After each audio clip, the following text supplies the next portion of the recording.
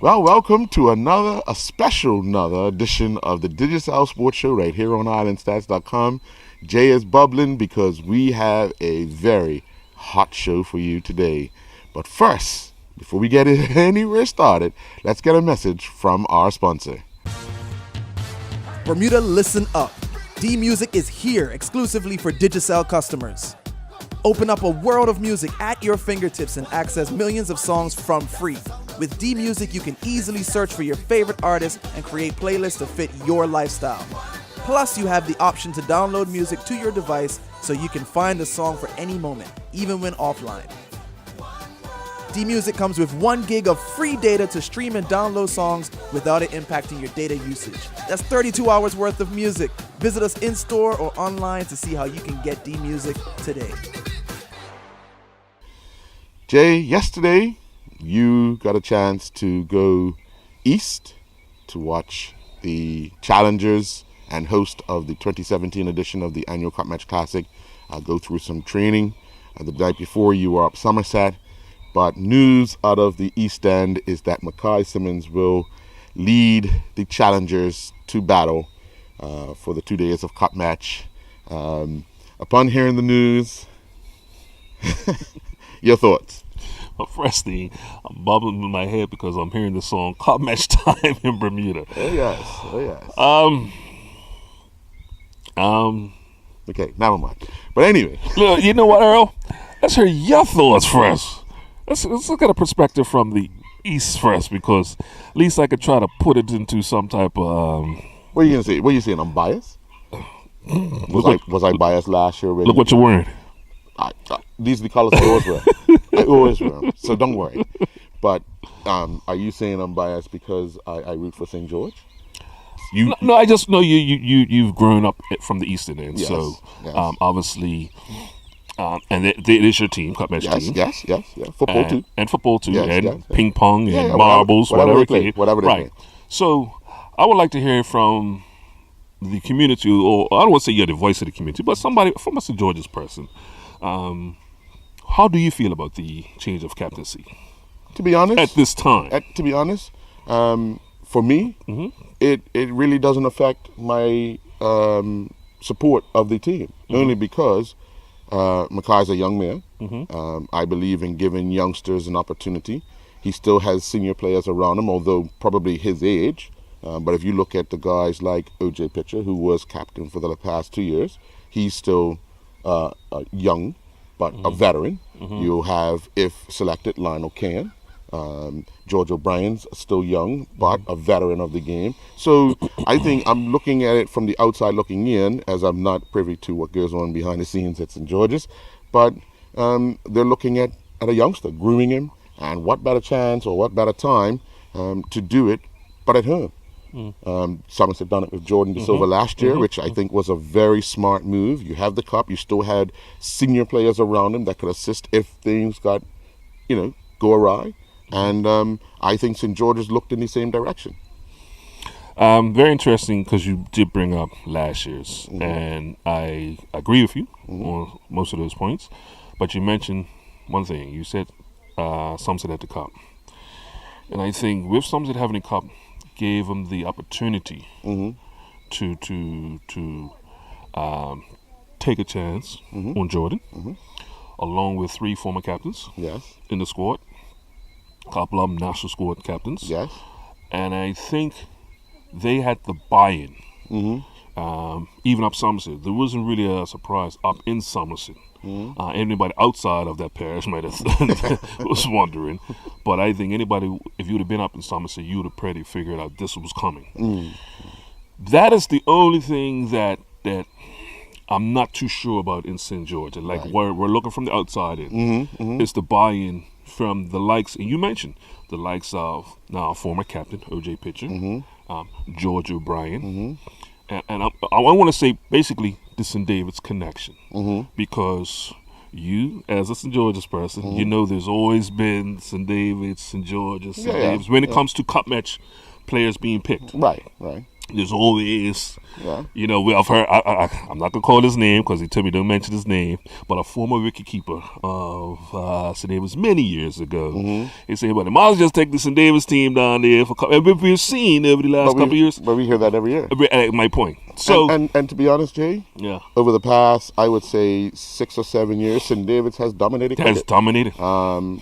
And they have an argument. Right. So, but in saying that, like I said, for me, it's not so much of the person itself, because sometimes we do get caught up in stats and when it comes to a captaincy. And to be honest with you, most great players become captains and lose a lot in the game. And I can go back to Clive Lloyd, Brian Lara. Because you got so many other elements to think about. Your game itself suffers at times, and to be honest, Jay, realistically, this could be a blessing for somebody like OJ. Yeah, and that's what when I look, you know, we talked about it last night, but when I did think about it, I said, you know what, I know those are some of the things last year, even though they had a lot of inspiration last year due to the playing for Craig, the late for Craig Crockle, but it's all the extra activities, commitments, press conferences, all the little handshaking, all the little, and hopingly that St. George's has groomed Mackay for that. First things first, you want somebody who has the club through and through, and he is. Yes. It's no doubt. Yeah, no doubt. Yeah. It's no doubt. He actually that box is ticked. That box is ticked. So, be interesting how if you want to go back to stats, well, that is not impressive at all. At all. Now, who knows? It might be quite the opposite with him. Yeah. But as a captain, it's going to see how he's able to manage. And first things first, like I said, Somerset has to come. So they have to come with some type of strategy to wrestle that cup away from Somerset down in St. George, because I don't care what captain you are, if you're a first-time captain or 10 years of captain, you do not want to lose down in St. George. Well, we've done it before. As recent as 2 years ago. Yeah. So things change. Things remain the same. But mark my words, this time. Well, I also want to just get back to just what I saw over the last 2 nights. Yes. Up at Somerset, a good bit of youngsters up there, Earl. And to see the likes, I don't want to say who was training, because, you know, I don't want to, if they don't go for Somerset, they still have a chance to go east. That don't make a difference, Does man. it? No. All right. No. So no. Actually, I have a good bit of guys that I think they're fringe players. We look at the squads from last year. Somerset really has only made 2-3 changes over 3-4 years. Yes. Whereas St. George has made about 15. Yeah. You can probably, just off the top of my head, you can probably think that St. George is going to be able to make at least 4 this year. I think I saw him train last night down in St. George's. I'm pretty sure that the wicket-keeping department's probably stood up with St. Clair. Hopefully he don't get an injury prior to this. Right. So that's one area but obviously having to replace Stephen. Yes. I think one of the openers positions might be in jeopardy. Could be. And a few other little things. But it's going to be interesting how that goes. Somerset, obviously with the retirement of Jacoby Robinson. This each Cornetness. Yeah. So even though he gave up the captaincy, looks like he will still be in the runnings for a spot. We can keep stirring up. And that'll be the keep stirring up. And the retirement of Gennaro Tucker. So there was talk that Dion Stubble was looking to get recalled to fill that void. So it's going to be quite interesting. But they had likes of Brian Hall, William White, coming to youngsters from Somerset. Right. I was actually anxious to see the youngster, the coach's son, actually. Oh, Ajay Richardson. But he's abroad. With the under-19 team. Under-19 team. But going back to St. George's, I was also glad to see Charles Trott. Yes. C.J. Otterbridge. Yes. And the likes of them down at St. George. So I do think it's going to be a couple of new faces. But it's going to be interesting within the next couple of weeks as the trial matches and remember, plays out. Remember, the Eastern County Cup match 2 weeks prior to Cup match is almost like a prelude to the annual classic. And the players that play in that know they are on show for a spot. If we can look at the likes of, for Bailey's Bay, Taryn Frey, Stephen Otterbridge, they're in the Somerset Cup match team. Form hasn't been all that good this year, so this Eastern County match against St. David's will kind of. Well, you might as well keep going down the team. Zico Burgess. Yeah. Well, no. I was going down to the batting side. Well, I'm doing Somerset right now. I'm doing Somerset right now. You know, they were going to need to put the best foot forward because selectors will be looking. And then you look at the likes of Zico Burgess, Kyle Hutzel, Rodney Trott. Bailey's Bay hasn't had the season they would want to have. Started off really, really rocky. But here's an opportunity. Eastern County, that team gets up against St. David's. If you look at the St. David's team, George O'Brien's building well. O.J. Pitcher has been chipping in when he had to. Dion Stubble, if he goes to Somerset, he's been on form. Alan Douglas has been on form. You look at the two teams, they make up a nucleus of both cup match teams. Yes.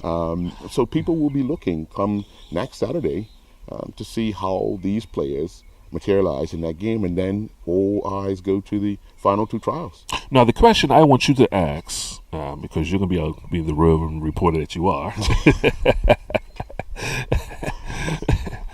and to help out us as you know, fans, the criteria of the makeup. What are the selectors looking for? Just a broad criteria, because we did mention sometimes it's not all about just stats, right? So do we see how these guys play on a big day, the temperament around can they motivate other players around? I mean, just different things. I mean, I'm going to leave that to you. Well, you know what? To tell you the truth, Jay, let me just tell you what I hear on the street. If you get picked for St. George's, you got to be a Bascom or a Fogo. That's the talk on the street. Unidentified sources reported. And if you're up Somerset, if you play for Rangers, you're guaranteed to get in. But that's the talk on the street. Now, realistically, what street he's driving down? But go ahead. Well, okay. Go ahead. You'll second that, or you won't? I'm not second that. Okay, but that's it. I'm telling you what the talk is. Okay. But in reality, basically, selectors should be looking for the players that are on form, that are committed to training, and committed to the club for the classic. There's been, over the last how many years, that you've had selectors and coaches on the final trial day looking at the gate to see who's coming, because they're not sure if the person's going to end up in the east or the west. Yeah. And that, to me, is to be honest, is a disrespect thing. If you're committed to the team or the club you want to play for, then that's the club you want to play for. Don't go training one night for one team and go training the next night for the next team and hope or see, I don't know if it's true or how it goes, but who's got the biggest wallet that's going to drive me there? Well, you know, it's various reasons, and sometimes I wish it was cut and dry like that, especially fringe players we're talking about. I wish it was cut and dry. But also it could be coming some of the past regressions from the clubs when it comes to picking teams. Yeah.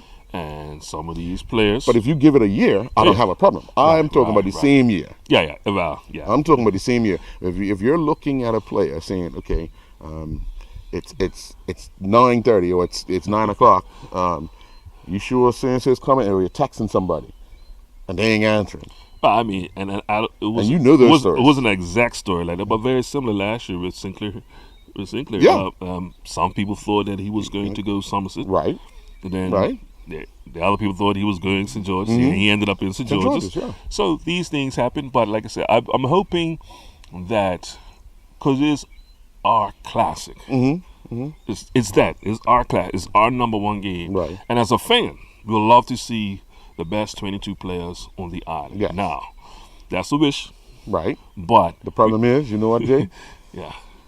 Your best 22 might not be my best 22. Yeah. So there's always going to be that friction Yeah. and that discussion, Yeah. right? But one thing's for sure, on the day, no matter who your 11 is, and no matter who my 11 is, the support will be there. Oh, yes, most definitely. And hopefully, that team that you support or the team that I support does what they are supposed to do. Yeah. Somerset's looking to retain, St. George's looking to win. So come 10 o'clock on the second day, we'll know what position we're in. Yeah. 10 o'clock? 10 o'clock the second day. Yeah. When the team, whatever team goes to bat that second morning, we'll know whether or not it'll be a result and or whether or not that trophy will stay in St. George. Before we go on off this subject here, just want to say commend to the folks down at St. George's. They're looking pretty good down there. Yep. I feel, again, in shape. The scaffold and the club is really coming together. And you can see now these guys, they're starting to say, you know what, cup match, let's get ahead of the game. Yeah, but and they are ahead of the game. talking to one person from management, see, everybody creeps up on you so fast. These next 2 weeks come at you so fast. Yes. Keep up the good work, guys, and we can't wait to get down there in 2 weeks' time.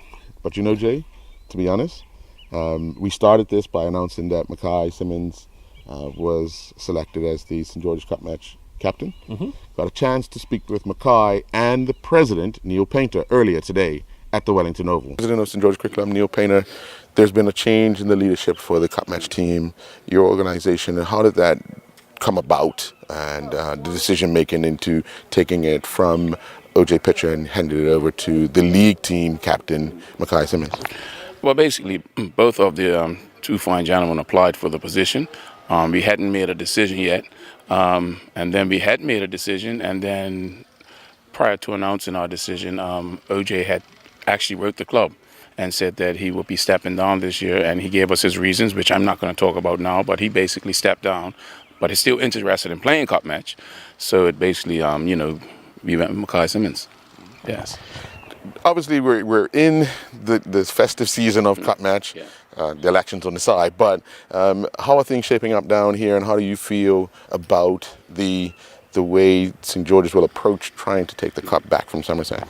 Well, it's been two events that have taken precedence over cup match these last few months, but cup match will be cup match as it is. So our preparations are going very well as far as our infrastructure and facilities. As far as how we're going to take the cup back, I leave that for my coaches and my players. All I know is that we just want an all-out victory. However they do it, it doesn't make a difference to me. Special time for St. George whenever you host Cup match. Family orientated, welcoming your friends from Somerset. But your message to the general public about Cup match? No, I would just say let's enjoy Cup match for what it is. It's a 2-day celebration of what we know, the emancipation of slaves.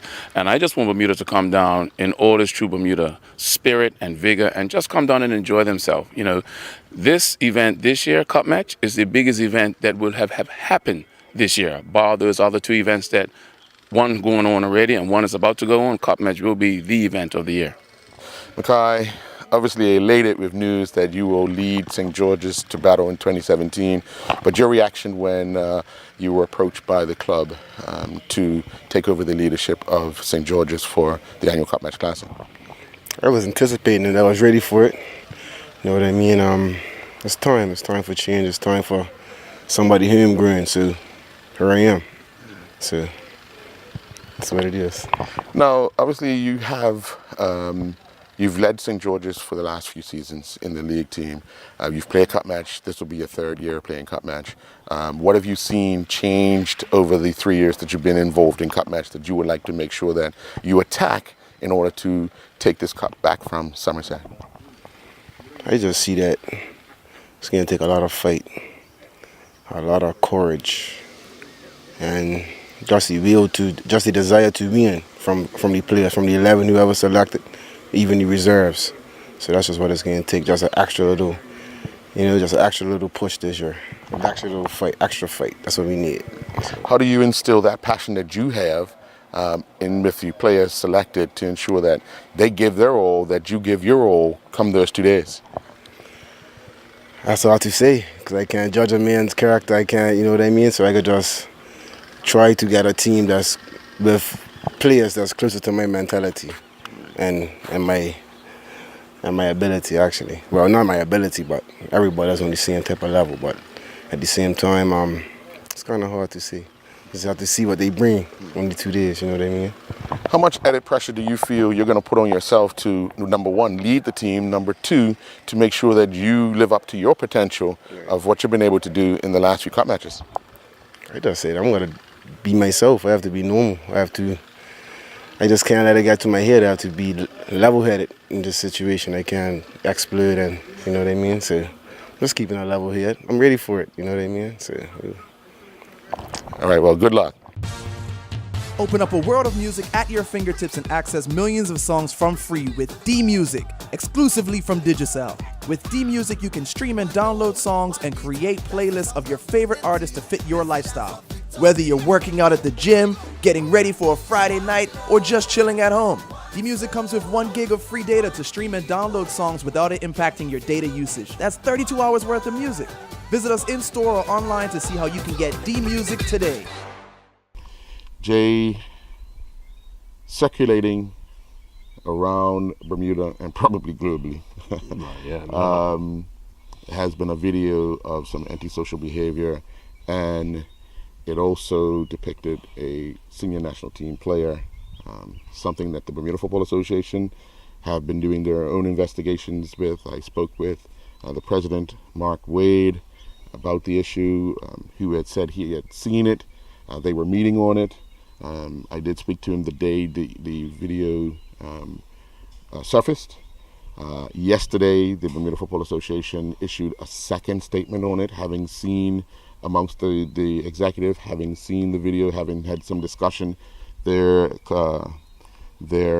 investigation is almost concluded in the statement that was sent out to me last night, and they are working with the Bermuda Police Service and various agencies to see if they can reach out and offer some assistance. But they also want to note that any antisocial behavior with anyone in their national academy or their national squads will not be tolerated. Yeah, it's say it. Yeah, that's in right comment. Just say it, because you never want to hear your national or allegedly a national squad player being involved in anything of this nature. So you want to be a role model. You want to it represents us as a person. Yeah. And when we see or hear these type of things, that's not a representation of us. So it hurts in that aspect. But the responsibility falls on the individual. Yes. Yeah. And as an organization or the BFA, you just hope that, number one, upon being picked as a national squad player, which is allegedly, so upon being picked or training, that there is a code of conduct that is basically spelled out. Is the code of conduct up to date with the new social media? Right. Because a lot of these code of conducts are probably outdated. Yes. It doesn't have too much social media things in it. But I think every club, at every age group, every player, every parent needs to sign off on a code of conduct, because this happens around the world. Yes. We're not. This is just not us. It's not just us. I was. I want to make note that Bermuda played against St. Vincent 2 years ago, and 2 of their players that they played against were shot and killed in St. Vincent just this weekend. National team footballers. So it's not. We're not isolated in this. We're not isolated. Yeah. We're not isolated. And this is, sometimes we get caught up in saying, only in Bermuda, that's the saying. No, this is but for the BFA, and they have to make sure they take the correct steps. Which they are, and they're addressing it. They're out in front of it. And that's one thing that I can say with this administration, Earl, we have found them to be, whatever topic it is, we can get the questions answered, or we get a response. And which is always a plus. It's always a plus. And we've had well, we've had some trials. Yeah, I mean, but in several sports, we've had trials. We've had trials. But like I said, this is the age of technology. This is the age of social media. So when you want us to explain the great stuff, obviously there's 2 sides of a coin. So we got to make sure that we want to give the correct information but also give you a chance. Like I said, for me, it's still innocent to proven guilty. Yes, without a doubt. I don't want to say guilty unless prove your innocence. So let's wait, let everything work itself out. Yes. And then we'll come back and revisit the situation. Well, let's get the interview with Mark Wade, the president of the Bermuda Football Association, and the statement released last night. The Bermuda Football Association, Mark Wade, you have been privy to a video that has circulated around Bermuda in the last few hours revealing a player involved in the national program. What's your take as the association on the current situation involving the player? Well, to be honest, we're aware of the video. We don't have confirmation that it is a player as yet, and we're continuing our investigations, and we may release a statement sometime in the future. But at this point, we're at the investigative stage. How much of the video have you seen, and if it turns out to be the player, what are the positions of the association? Well, again, to be honest, we're not prepared to comment other than, we're investigating the matter. We think it's important that we take this position while we're still investigating. Don't want to speculate on anything. I think the best route at this juncture is to investigate fully before we make any substantial comment. The Bermuda Football Association, at the request, have released a statement regarding a report of a national team player involved in antisocial behavior. The statement reads, the Bermuda Football Association has viewed a video that circulated via WhatsApp and social media depicting antisocial behavior that allegedly involves a member of the senior men's national team. It goes on to say, our investigation is near conclusion, but we must state we will not comment specifically on any individuals or incidents. However, we view any incidents of antisocial behavior very seriously and will continually monitor social media and work closely with the Bermuda Police Service to ensure we are kept abreast of any antisocial activities involving national team players. Bermuda, listen up. D-Music is here exclusively for Digicel customers. Open up a world of music at your fingertips and access millions of songs from free. With D-Music, you can easily search for your favorite artists and create playlists to fit your lifestyle. Plus, you have the option to download music to your device so you can find a song for any moment, even when offline. D-Music comes with 1 gig of free data to stream and download songs without it impacting your data usage. That's 32 hours worth of music. Visit us in-store or online to see how you can get D-Music today.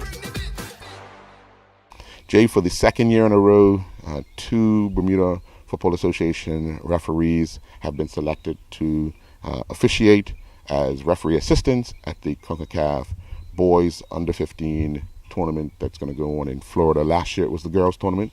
Anton Augustus and Tashawn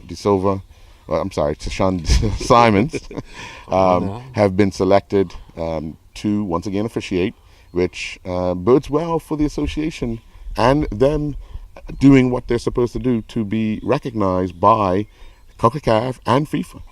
Yeah, well, I mean, you probably can't find 2 dedicated individuals when it comes to refereeing and being young. Yes. And it builds well for the Referees Association because for years and years, they're always asking for referees to step up. They're always looking for referees every season, looking for new referees. Yes. And this gets to highlight some of the great things when you become a referee, some things you can aspire to be or were to go and take you around the world.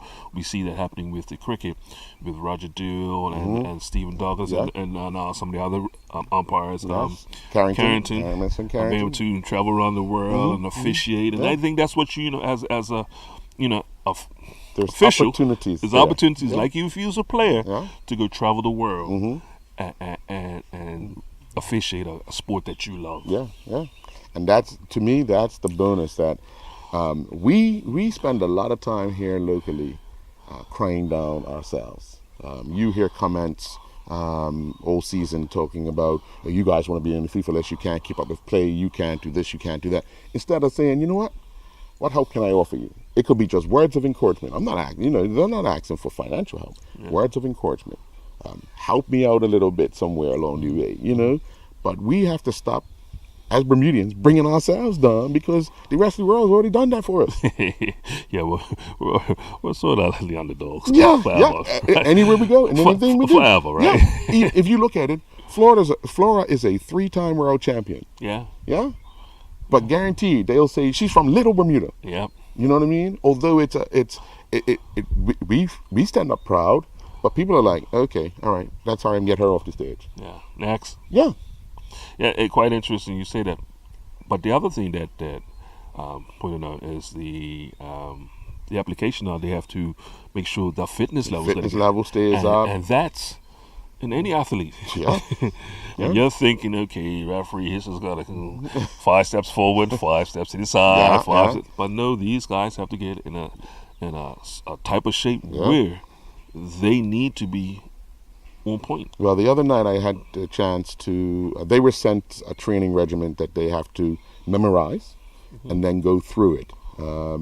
They have the referee chairman, Cranston Williams, has the form in which they have to complete, and he has a timer which all the guidelines. So he's there helping them through the process of training. So when they get there, August 12th, they hit the ground running. And I watched a bit of that training, man, and I was like, I'm really, really impressed with the fact that they helped each other. Yes. They pulled each other along. They made sure when they took the break together. They came back out together, pushing each other. Let's keep going. They actually went across the time they were supposed to do it, just because they wanted to get as much as they can in. But I also got a chance to speak with both Antoine and Tashan, as well as Cranston, following their training session on Tuesday night. Antoine, you've been selected yet again to travel to the Under-15 CONCACAF tournament in Florida in August. Obviously, now you've had a year under your belt to know what it's like at the international level. What have you been doing to prepare for this time around, and how has the training been going in preparation? Oh, basically that I think me and Tashan, ever since we came back from the last Under-15s, we decided to up our training. Mr. Williams, referee chairman, and also Mr. Francis and Mr. Reyna decided that we need to up our training, so we decided to do more training, do more running, do more fitness inside the classroom and outside the classroom as well. Now, obviously, it's Under-15. Many would think the pace is not that fast, but you got to deal with so many other conditions in the heat, and the pace is actually a lot faster than a lot of people think. But what type of things will you be doing this time around to ensure that you are more prepared? I know you've done the fitness, but there's small things that you, I guess, learned about yourself, learned about other things. But what are the things you're going to do to be better prepared this time around? A lot of stuff, actually. Like I said, I have to change my whole routine. The last year was girls. This time is men's. The pace is a little quicker. Not that quicker, but it's quicker. So it changed everything. Like I said, I have to change my eating habit more. My regimen has got to go longer than what it was. So now it's basically what I have to do. Well, Tashan, you and Antoine have been sent a regimen of what you needed to do to prepare. We've caught a glimpse of you going through your paces this evening. But how do you think your fitness compared to last year is on a scale of 1 to, say, 100? Compared to last year, I think I'm doing way better. I just passed the fitness test finally after 3 years, about 3 weeks ago. So I feel fitter. I feel a little bit less overweight, I guess, per se, but I think it's coming along great. We have another 3 to 4 weeks before we hit the trip, but we have to keep working. Obviously, there's some pressure on you guys because there's been a lot of talk locally about a FIFA list. Do you feel added pressure in making sure that when you go to this particular event, you should have a good showing that would shed some light on the fact that you want to get on that FIFA list? That's every referee's dream is to be on the FIFA list, but I mean, we're working. So if that's what it comes down to, we have to put our work together. Like, when we get down there, we just have to do what we gotta do and show CONCACAF that we're ready for the FIFA list. Now, you traveled with Antoine last year, and you're going to travel with him again. Obviously, you guys are going to be talking a lot about what you have to go through, because last year when you came back, you said you guys used to go over game ideas together and so forth. But how has that bond been since you've been back? Obviously, a lot stronger? Yeah, we've been doing a couple of things that we learned out there, like especially warming up before every game. We've been doing that. A lot of technical work that we did down there was put into practice in some of the games in the last season. And it just comes down to technical, really, and keeping fit. We're trying to keep fit. We're doing what we done away. So hopefully this year it's gonna be a little bit more intense. So hopefully we could live up to the pressure. Referee Chairman Cranston Williams, two of Bermuda's referees once again will be traveling to the Under-15 tournament to represent Bermuda and the region for the CONCACAF Under-15s tournament in Florida.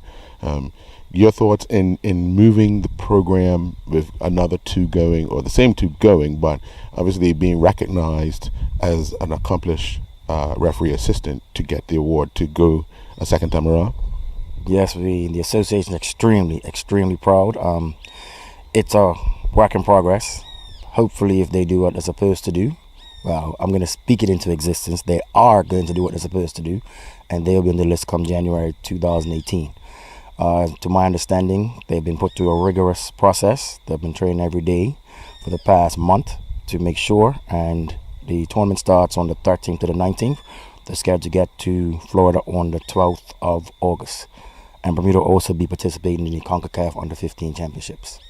Now again, you must have been elated last year when they got the call up, but this year, knowing that they were called back, must be a plus for what the association has been doing and what they have been committed to doing themselves for the season. Yes, when they returned last year, we were given a comprehensive report on things they needed to work on in order to be given a chance to go back this year. So over the past course of this season, we made sure that they were put on all the top matches. They did all the finals as we were instructed by CONCACAF and FIFA. They had regular fitness sessions. They also had to complete rigorous assessments, video analysis, laws of the game. They completed the FIFA course that we had. And so all the hard work, as they say, pays off.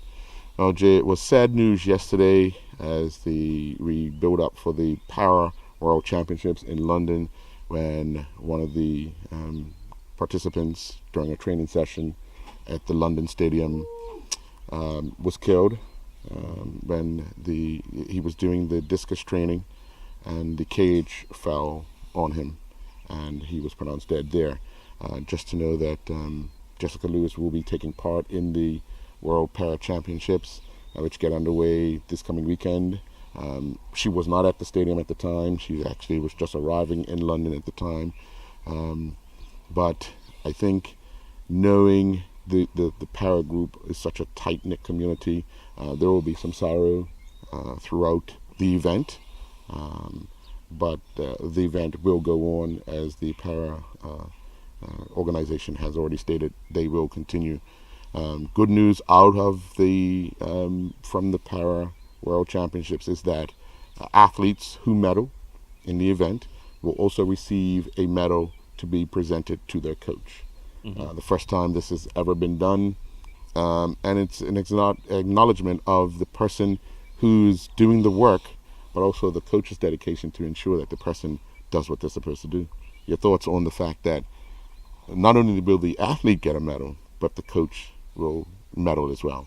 Yeah, I mean, it's a great incentive. I mean, first time I hear it, well, I saw it the other day, but first time I hear anything like that. You just mentioned earlier about, once you're going past your playing time, a lot of people just go in and volunteer coaching for the betterment of the athlete. And a lot of times they're never recognized, but they don't do it for recognition. Right. But this also gives them personally a sense of fulfillment, because the hours and hours, you got to think that the coach, first and foremost, has to be a motivator. Yes. But who's motivated the coach? The will to win.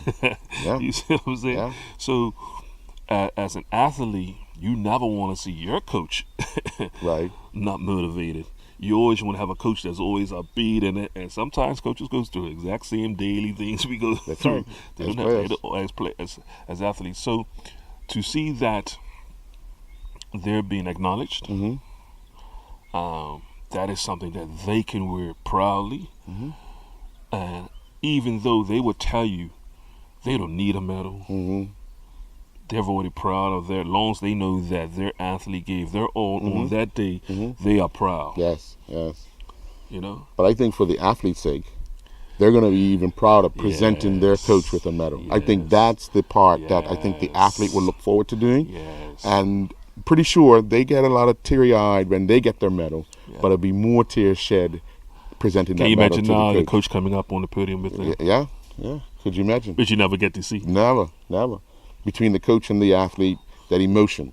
I get to see it at the international level when I travel to these major events, and I know the bond between Jessica and Ken Tom, her coach. It's been one of a father-daughter relationship as such. You know, and I'm pretty sure if Jessica can medal come this weekend or next week, it'll be an emotional day for her, her mom, her dad, and her sister, who will be in the London Stadium, just to know that Ken will be acknowledged for all his hard work. And I'm just thinking, just off the tip of my head, the only thing that comes remotely close to, and I'm seeing this, is with the Special Olympics. Yes. Yeah. We see that the coach is standing at the finish line, and the embracement. You know, they enjoy whatever it is. They enjoy that moment, and you get to see it. Nobody can take that from them. Nobody. They block the world out. And I'm just thinking, that's one of the only occasions you get to see that joy. So, whoever came up with this initiative, hey, well done. But you know, Jay, when the announcement came out, Jessica didn't know anything about it. So my phone call kind of caught her by surprise, something that we got a chance to chat about with Jessica Lewis. Open up a world of music at your fingertips and access millions of songs from free with D-Music, exclusively from Digicel. With D-Music, you can stream and download songs and create playlists of your favorite artists to fit your lifestyle. Whether you're working out at the gym, getting ready for a Friday night, or just chilling at home, D-Music comes with 1 gig of free data to stream and download songs without it impacting your data usage. That's 32 hours worth of music. Visit us in-store or online to see how you can get D-Music today. Well, Jay, earlier we were talking about cup match, but we have 2 young men plying their trade over in the UK in Delray Rollins for Sussex and Kamal Levrock for the MCC Universities. Kamal, day 1 against Somerset, that's teasing his father, saying, see that, if he'd have played for St. George, he'd have known how to play against Somerset. But he scored 46 not out. Because he used to play for Somerset. Yeah, but if he'd played for St. George's, he'd have got 86 not out. Okay. To be seen. Well, okay. They managed to get 242. They recovered. They were in deep trouble. He only faced 36 deliveries, hitting 6 4s and 1 6. That's come on. I mean, yeah. But wickets were falling all around him, so I think he had to change to an aggressive manner. I mean, he's an aggressive person anyway, but 46 not out, then bowled 5 overs, 1 maiden, none for 11. Somerset at 106 for 1 at the close of play. But just knowing Kamal, he's out there giving his all, even though he's playing against Somerset. Well, it's not the same. It's not the same. It's a name. Yeah, because the colors are different too. So right. Yeah. Well. Yeah. But no, as for Kamal's sake, no, Kamal's Kamal, and he's a competitor, and we've known that from day 1. It doesn't matter what team he plays for. No. If you build that ball at him, I want that ball to go that way. Yeah. If I've got the ball in my hands, I want to knock those 3 things down, or knock you down. So that doesn't change. Right. But what was good to see is him batting through the innings, even though coming in the middle order, but finishing out the innings. Right. And I think that's something that he will probably take away from that inning so far, is that, I was able to hang around and complete the innings.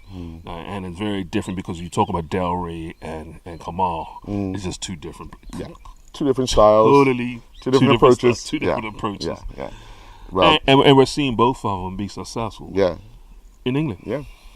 Well, talking about Delray, he and Sussex Seconds went to the Isle of Wight to take on Hampshire. Match after day one, they started day two, it rained, play halted just before lunch, and no further play was able to take place on day two or day three, ended in a draw. The unfortunate thing, during Delray's knock of 32 in the first inning, he was hitting the head with a delivery.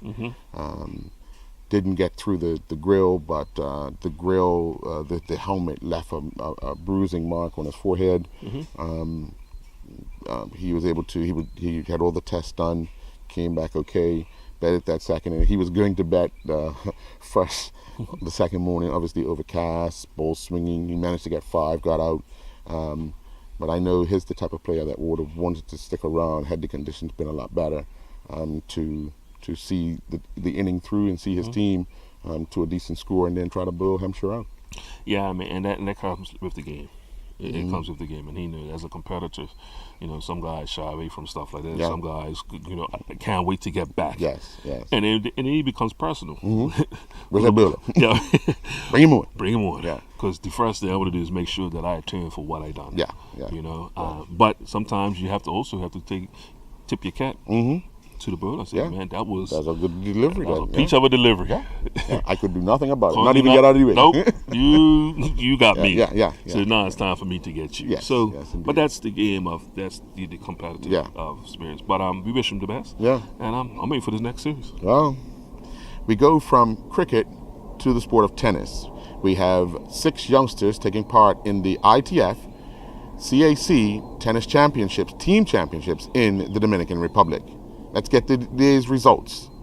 The 2017 ITF Central American and Caribbean Tennis Confederations 12 and Under Team Championships got underway yesterday in the Dominican Republic at their National Tennis Center. The Bermuda team consists of Jaya Gibbons, Aries Gilbert-Simons, Mackay Witter, Antonio Warner, Matthew Way, Ajale Hollis, along with coach Steve Bean. Bermuda lost both their opening matches in the boys and girls division. The boys went down 3-0 to Puerto Rico. Playing in the number 2 position, Warner went down in straight sets 6-1, 7-5 to Alejandro Fernandez, while Witter went down 6-4, 6-4 to Alec Martinez, playing in the number 1 position. In the doubles, Warner and Way went down 6-love, 6-4 to Antonio Del Toro and Martinez. The Bermuda girls suffered the same fate when they went down 3-0 to Haiti. Playing in the number 2 position, Gilbert-Simons went down in straight sets to Laurie Esberg 6-1, 6-1, and playing in the number 1 position, Hollis lost to Richard Lynn Francois 6-love, 6-love. In the doubles, Gibbons and Hollis went down 6-love, 6-1 to Francois and Esberg. The 2017 ITF Central American and Caribbean Tennis Confederations 12 and Under Team Championships continued in the Dominican Republic. Bermuda's team consists of Jaya Gibbons, Ares Gilbert-Simons, Mackay Witter, Antonio Warner, Matthew Way, Ajale Hollis, along with coach Steve Bean. Bermuda have lost their second game both in the boys and girls division to the host. The Bermuda girls went down 3-0. Gibbons went down in straight set 6-1, 6-love, while Hollis was defeated 6-3, 6-1. The Bermuda doubles team of Hollis and Gilbert-Simons lost 6-3, 7-6. The Bermuda boys team also fell 3-0 to the hosts. Way lost in straight set 6-love, 6-love, while Witter went down in straight set 6-3, 6-love. Witter and Warner then teamed up for the doubles as they went down 6-love, 6-1. It was game day 3 for Team Bermuda as the 2017 ITF Central American and Caribbean Tennis Confederations 12 and Under Team Championships continued in the Dominican Republic. The Bermuda team consists of Jaya Gibbons, Ares Gilbert-Simons, Mackay Witter, Antonio Warner, Matthew Way, Ajale Hollis, along with coach Steve Bean. The Bermuda girls went down 3-love to Bahamas. Gilbert-Simons went down a straight set 6-2, 6-1, while Hollis was defeated 6-3, 6-4. The doubles team of Hollis and Gibbons went down 6-1, 6-love. The Bermuda boys team fell by the same 3-love score, but to Haiti. Warner lost in a 3-set battle 6-3, love 6, 6-2, while Way went down in straight set 6-2, 6-love. Witter and Way teamed up for the doubles and they went down 6-3, 3-6, 10-7.